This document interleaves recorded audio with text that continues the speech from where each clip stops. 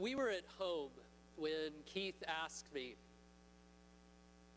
have you ever thought about being a minister? And I yelled, no! The year was 2004. I was unemployed, and I was talking about my job search.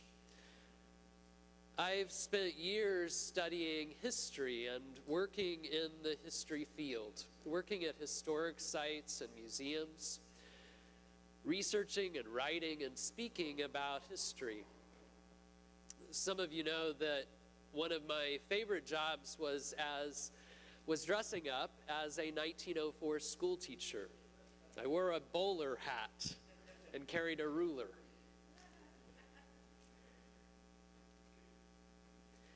In 2004, I had the opportunity to re-examine, what is my purpose? What am I to do next? And with time on my hands, I did things like rearrange books and discovered that I had more books on religion and spirituality than on any other subject. And I began to listen to that voice that guided me on next steps. I actually turned down a job close to home, simply trusting.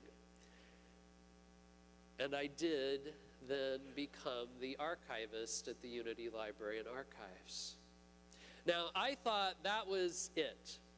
I sat at my desk, surrounded by books and papers, to answer questions, to help people with their research, to work on projects at Unity World Headquarters. But more friends and colleagues continue to ask me, have you ever thought about being a minister? And eventually I could listen again to the voice in my heart, that voice that said, yes, yes. This morning we're going to talk about stories. What's the story that holds you back? What's the story that limits your potential? This morning we'll look to the Bible for some answers, to some stories of people who overcame and moved on in life. We'll look to our own Unity history for examples as well. And today we'll touch on a simple formula that has us look at how we respond to the events in our lives and how we can grow in consciousness. So now I know that I am more than my story. I'm the son of a minister. As the son of a minister, I was angry. Dad joined the ministry as a second career. But I was angry at the church of my youth for its message.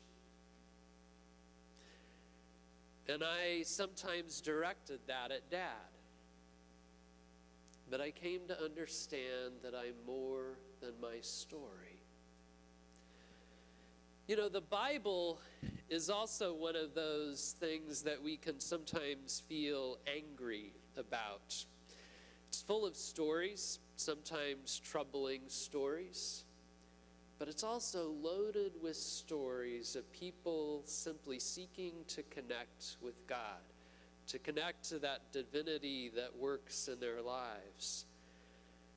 And we can see in the Bible people who overcame circumstances, and people who came to realize that they were more than their story. The list is long, but people like David, Martha, Peter, and Paul. So today I want to look at Moses, the leader and lawgiver of the Israelites. In Exodus 4:10-12, we read about a conversation between God and Moses. Moses said to the Lord, "O my Lord, I've never been eloquent, neither in the past nor even now that you have spoken to your servant. but I am slow of speech and slow of tongue." Then the Lord said to him, "Who gives speech to mortals? Is it not I, the Lord? Now go, and I will be with your mouth and teach you what you are to speak." Don't you love that? With your mouth. Moses, with the help of his brother Aaron, leads the departure of the Israelites out of Egypt. And Moses did not let his excuses allow him to withdraw from his leadership. In Samuel 25, we read about a woman named Abigail who brought joy to her household. She married Nabal, a wealthy man who acted angry and disrespectful. He was even rude to the young King David and his men when they asked for help. David was so angry he was ready to kill Nabal. And we read, "Then Abigail hurried and took 200 loaves, 2 skins of wine, 5 sheep ready dressed, 5 measures of parched grain, 100 clusters of raisins, 200 cakes of figs. She loaded them on donkeys and said to her young men, 'Go on ahead of me, I'm coming after you.' But she did not tell her husband Nabal." In fact, Abigail protected her husband. She apologized for his rude behavior, and she held off any bloodshed. In the Bible, she's called intelligent, and her story did not become an excuse for her to withdraw from creating peace. You know, you may hold a painful story. We all have stories that hold us back. The Unity Library and Archives, where I work, is full of stories. Our purpose is to be an educational resource and to preserve the rich heritage of the Unity movement. Today I brought along a photograph of the 1928 Unity Convention. And understand that this is just a portion of the photograph. There were hundreds, if not thousands, there.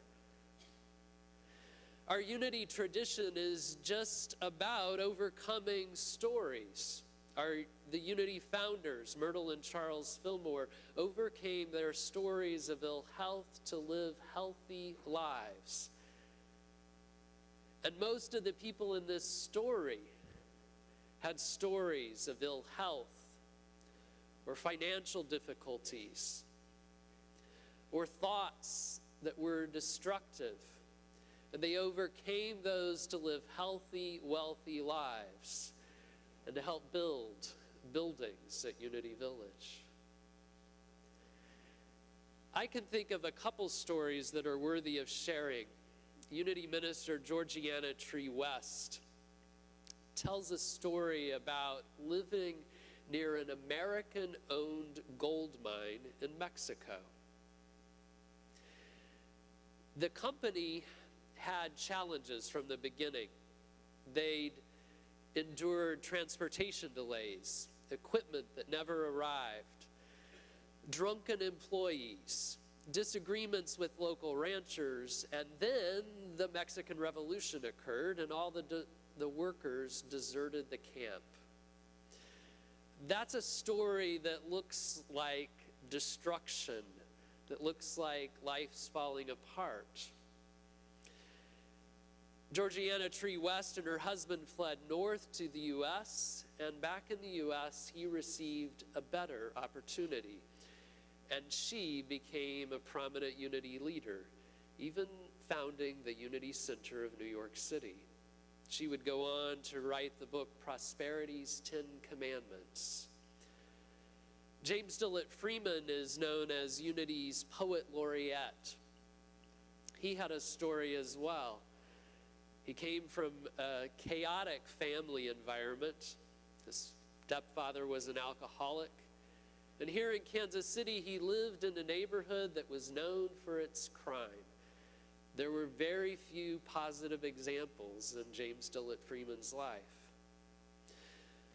But he loved poetry and literature, and he began to present at community events down the street at Unity. James Dillett Freeman would go on to write thousands of poems, 2 of which were taken on Apollo space flights. James Dillett Freeman served most of his adult life for Unity, even serving as director of the Silent Unity Prayer Ministry. We wouldn't know James Dillett Freeman if he had allowed his story to be the standard in his life. Instead, he stepped out of that. I am more than the son of a minister. Today, I'm a minister. I had to practice forgiveness, to look at my childhood pain and the angst of young adulthood, and I came to realize that there were benefits from those early church experiences. And as I watched Dad in ministry, I came to admire him, to admire how he blessed so many lives. Today, I am speaking regularly at Unity churches. And just yesterday, I returned from Phoenix. I participated in the International New Thought Alliance Congress, where several other historians and myself presented about New Thought's holy history. I am more than my story. You are also more than your story. Sometimes it's hard to look at the pain of our stories, and prayer and the support of a professional counselor and the support of friends and this congregation can all help with that. And actually, we don't have to know the whole story, your whole story. So with love in your heart and with love in your eyes, will you just turn to one of your neighbors and tell them, you are more than your story?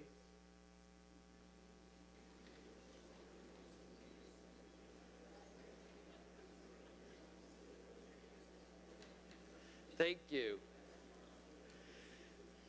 So I want to know that you are more than your story. So how do we overcome a limiting story? Well, I want to share with you a simple formula that I actually heard at the Congress. It's E plus R equals O, or event plus response equals outcome. E plus R equals O, event plus response equals outcome. We all have events in our lives that are difficult, that are troubling at times. But it's how we respond to those that makes the difference. In our consciousness, we may start out thinking that life happens to us, that we have absolutely no control. And sometimes that weighs us down. It gets heavy. But we come to realize that, well, actually life could happen by me. You know, when I'm exercising, I do an exercise routine called the bear, where you lift weights. I feel like a champion. I feel like life happens by me. But then we come to understand that life happens through us, that we can listen to that voice within, that we can listen to Spirit and know that life happens through me. Now, there are some that suggest that life also happens in a different way, that God life simply is me, that you show up as God in evidence. That's a stretch for a lot of us. I want to share with you from the book, What Are You? By Imelda Shanklin. She asked the question, what are you? Not who are you? She's not interested in your biography, but in your spiritual identity. She writes, you will never know your true identity until you let the mind of God instruct you as to what you are. Identity with God does not take away individuality. It enhances individuality and gives you an excellent character.